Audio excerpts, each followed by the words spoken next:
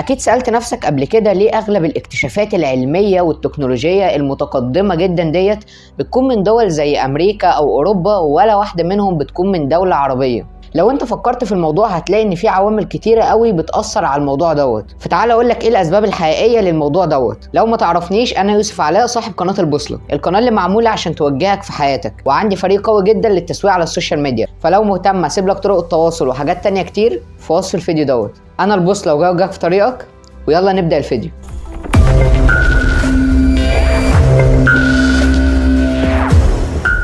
التعليم وأثره على الاكتشافات. التعليم في دول زي أمريكا وألمانيا معتمد على البحث. الغرب عندهم ثقافة السؤال والتجربة، وده اللي بيشجع الطلاب عندهم إن هم يكتشفوا حاجات جديدة ويفضلوا يسألوا في كل حاجة، وده نتيجة لمناهج الدراسة اللي معتمد على البحث زي في الغرب.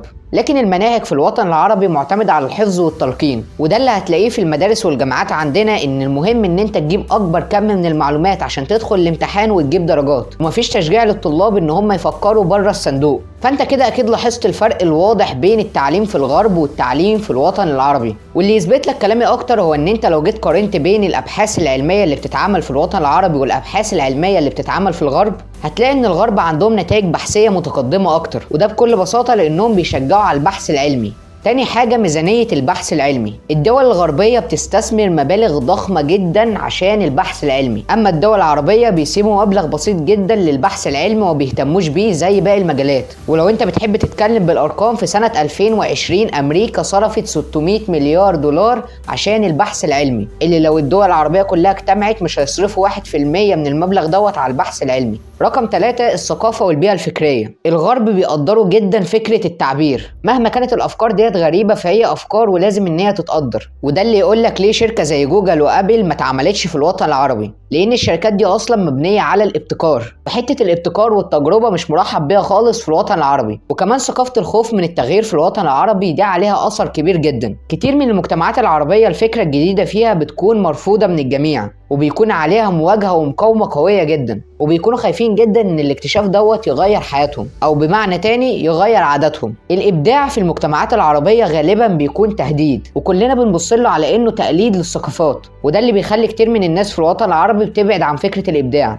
نادر جدا لما بتشوف شركة قوية مبنية على أفكار مبتكرة في الوطن العربي، وده لأننا على طول متمسكين بالروتين والعادات بتاعتنا. رابع نقطة، التاريخ والموروث الثقافي. العرب في العصور الوسطى كانوا من رواد العلم، علماء زي ابن الهيثم والخوارزم كانوا مطورين في العلم جدا، وده اللي خلى أماكن زي دمشق وبغداد والقاهرة من أهم مراكز العلم في الوقت دوت. وكان العرب هم اللي بيقودوا الثورة العلمية في مجالات كتيرة جدا. لكن بعد ما سقطت الأندلس والخلافة العباسية بقى عندنا تراجع كبير جدا في العلم والفكر. سيبنا المجالات العلمية وبقينا نركز على السياسة والعلاقات. وأول ما بدأت النهضة الصناعية في الغرب، العرب كلهم بقوا بيتجهوا للغرب. بقينا بدل ما نركز إن احنا نطور نفسنا بقينا نبص للغرب، وده اللي خلانا متراجعين جدا. خامس حاجة، هجرة العقول العربية. كل العلماء دلوقتي بقوا بيشوفوا إن فرصتهم الأكبر لما يسافروا دول الغرب، وأول ما بنسمع إن في عالم جديد ظهر في الدول العربية بقينا متأكدين إن هو كام يوم وهيروح الدول دي هناك. ما سألتش نفسك هم بيسافروا ليه؟ بيسافروا عشان هم متأكدين ان دول زي امريكا واوروبا هتقدر الافكار بتاعتهم، وعارفين ان الدول العربية اخر اهتماماتهم ان هم يركزوا في العلم.